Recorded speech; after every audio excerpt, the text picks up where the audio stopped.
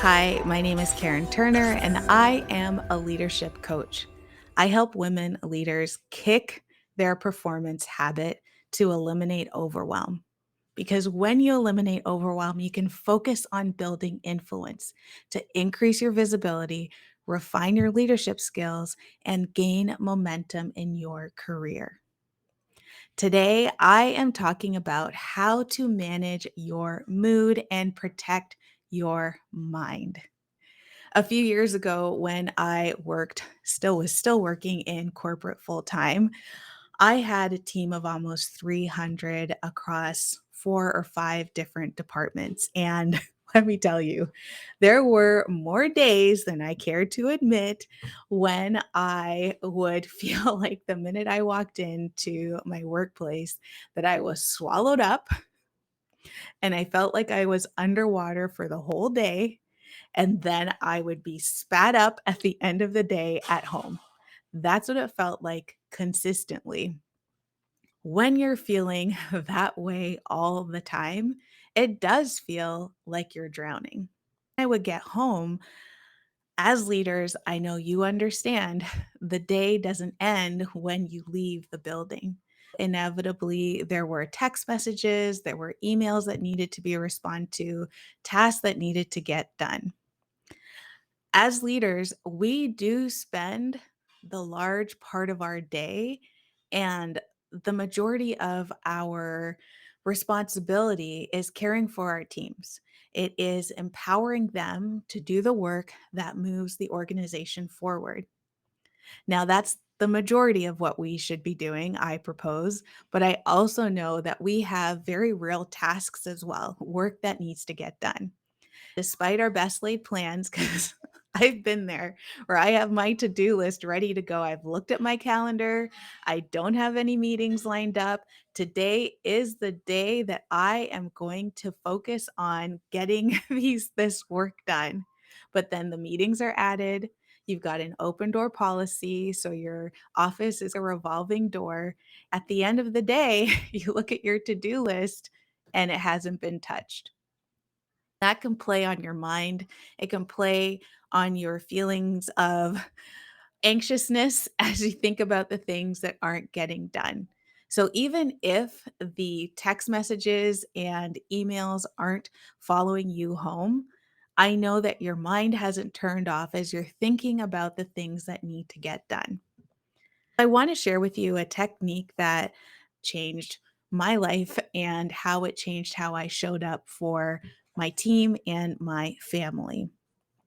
As you go through your day, I understand it's meetings, it is conversations, it is a lot happening. I want you to focus on first as you walk in for the day, as you're driving into work, whatever your commute looks like. I want you to think about how you want to show up for the day. Instead of focusing on the tasks that you're going to complete, the long to-do list that you've already that you already have categorized in your mind or that you've written down, I want you to focus on what is my goal for how I want to show up today? How do I want to feel at the end of the day? How do I want others to feel as they interact with me? Then, if you can, if you can, I challenge you to find 30 to 60 seconds between tasks, between meetings, and between conversations. And yes, even between your tasks. When you finish a task, when you finish a meeting, when you finish a conversation, how quickly do we move on to the next thing and the next thing without taking time to reset, to reflect, and then to reset? I'm going to ask you to take those 30 to 60 seconds. You may need to put it in your calendar. You may need to add a reminder to your phone to be sure that you are finding this time, that you're working to find the time. But after a task, after that meeting, after a conversation, it may have to happen while you're walking to another meeting. I want you to ask yourself two questions. Did you show up the way that you wanted to? What would you change? Did you show up the way you wanted to? And what would you change?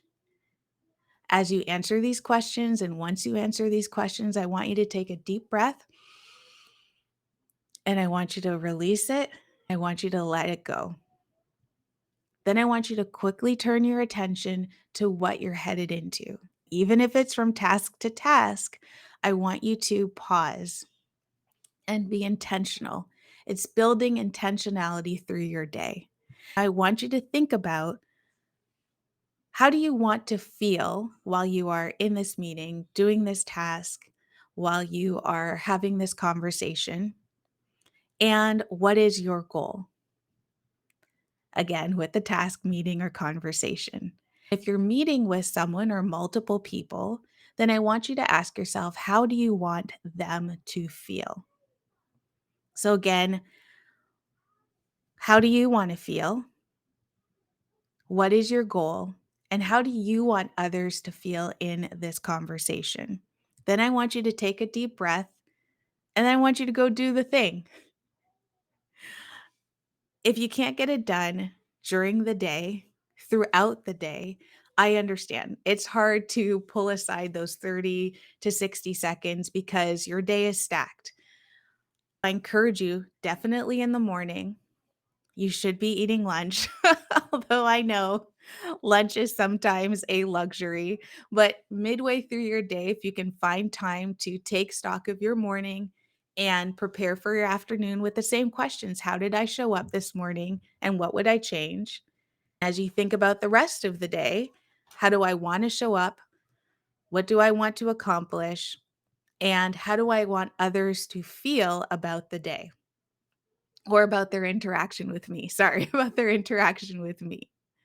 And then I want you to do it on the way home.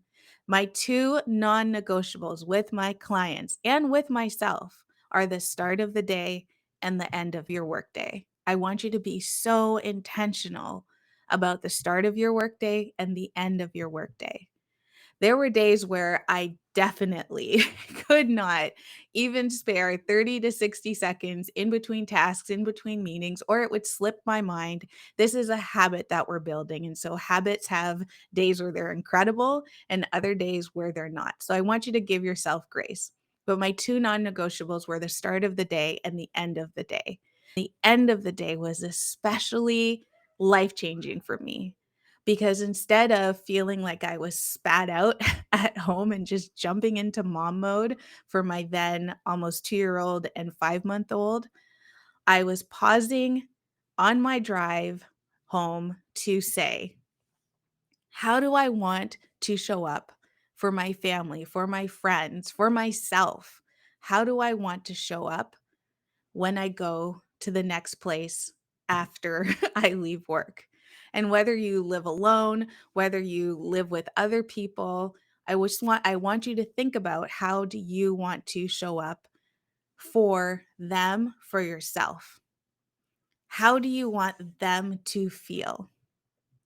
And what are the first words and emotions that you'll convey?